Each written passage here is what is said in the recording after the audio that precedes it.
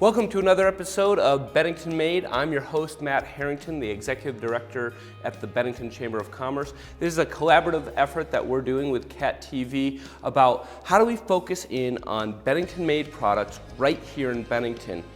Today we're actually in the Bennington Museum, a collection of over 200 years old and a lot of Bennington Made material. But what makes tonight so special and the coming months here at Bennington Museum is their focus on three-dimensional art, all done here with some connection to Bennington.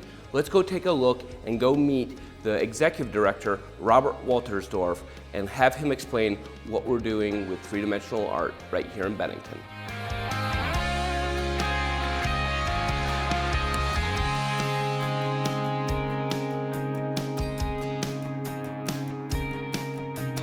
So talk to us a little bit about three-dimensional. Why here, why now? Okay, well, I'll give you a little bit of history.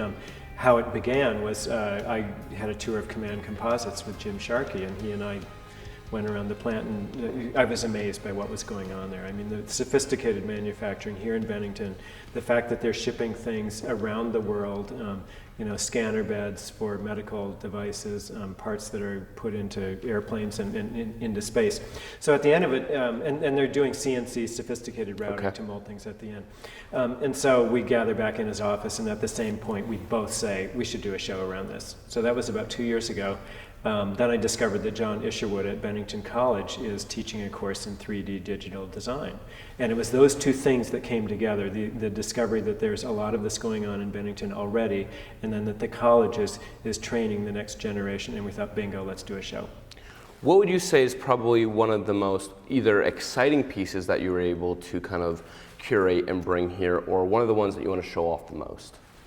You know, one of the most interesting is the set of four masks by Heather Dewey-Hagborg, who's a graduate of Bennington College. Okay. So she's not creating here, but she is an example of somebody who was taught at the college and has gone out into the world. And this is this very interesting direction that art goes nowadays, that art is also social commentary.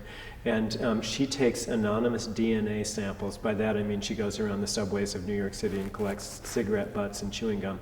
And she developed her own program that will translate the DNA into a model of who it was that left it behind.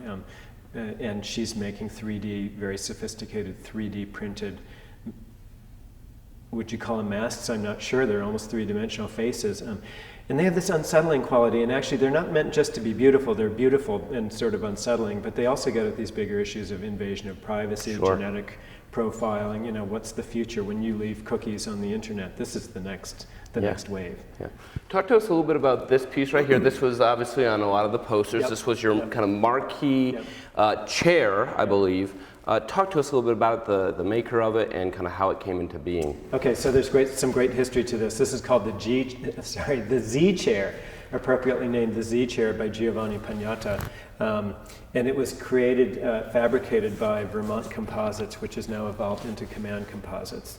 So it was made here in Bennington, and when Pinata conceived it, he knew that he was pushing the bounds of what the material could do, and he had to find somebody to make it. And at that point, Vermont Composites was one of the few places in the nation that could make it. So he came here, and there was a lot of prototyping and going back and forth. So the artist comes up with the idea, but the people who actually make it had to have some conversations and get embedded in it too. I understand that the first one was so much like a spring, you'd sit on it and you'd be launched. You see that there are these very strong fillets of carbon fiber in the bands that I think stiffen it. So then that was made here in Bennington by what's now Command Composites. Still a hugely important chair that I think has gotten him a lot of attention, and it's actually very expensive. I'd love to have one in the collection, but we can't afford one. So I think one of the unique things about this whole experience and the exhibit that you're putting forth, and why we actually reached out to you here at Bennington Made, is that everything here has some touch point of Bennington in it, whether the person made it, they made it here, or some affiliation, some connection with Bennington. Yes, so the industrial things were made here. Some things, the connection was through the college and their college graduates.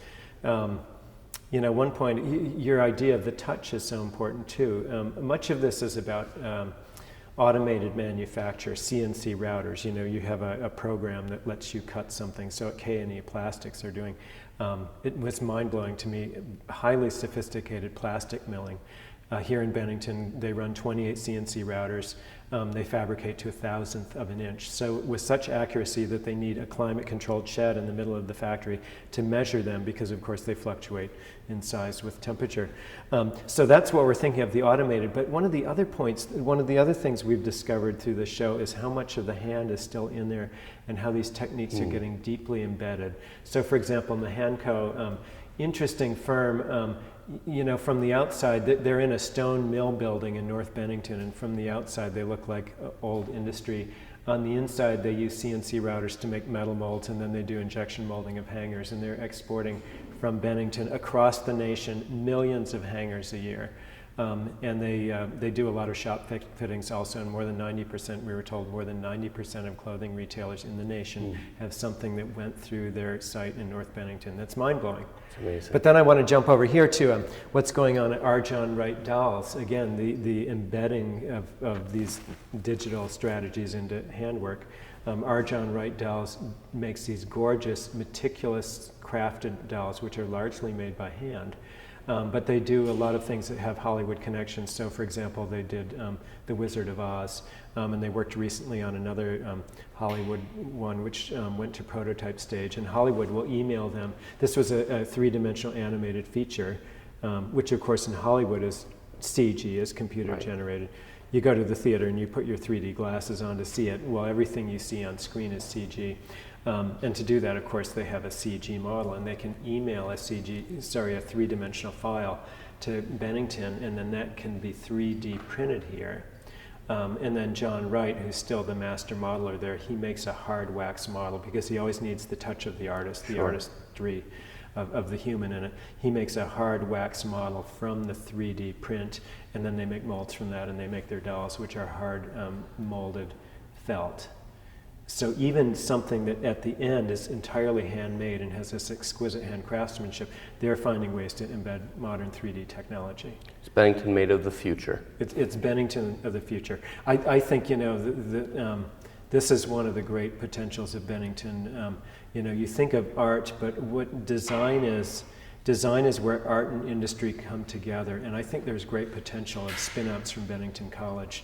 But they're not going to be this sort of, you know, genomic spin-outs that MIT has or Harvard has. There could be spin-outs along the lines of design. And one of the things going on there is Robert Rancic, one of the teachers at the college, has a course called Future Studio.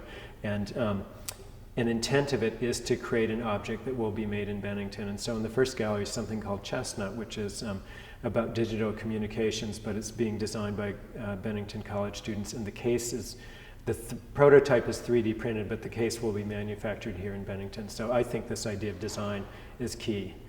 So we're in another room of the exhibit, and I wanted you to showcase this because I think this is one of the coolest ones that I ran into. So talk to us a little bit about why Mission to Mars is included in the three-dimensional exhibit. Okay, well, the immediate connection is Bennington College. This was designed by a Bennington College graduate, Giovanni, who now runs an architectural office in Los Angeles.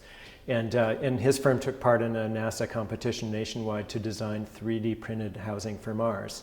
So NASA's looking ahead. They placed very high. They were runner-up in the competition, Bennington College graduates. So when I'm saying that, you know, things going on in Bennington are being shipped across the world, they're even going to go to Mars eventually. Michael would like us to mention the Corvette. So right here, a special Bennington Made. Let's talk about the Corvette. Okay, all the way in the back over there. All the way in the back corner. That beautiful Corvette fender panel. One of the cool stories here, so Vermont Composites, which I mentioned became Command Composites. At a point, they were making automotive parts. I think one of the very first early companies in America making automotive parts. And another company came to them, this is my understanding, said, we'd like to buy your technology. And they said, not only can you buy the technology, we'll sell you that division. And so that became Plisson, which I think was literally across the street from Command. And they were making automotive parts here in Bennington for a long time, still are doing some manufacturing here. So this is a fender for a Corvette that was made here in Bennington.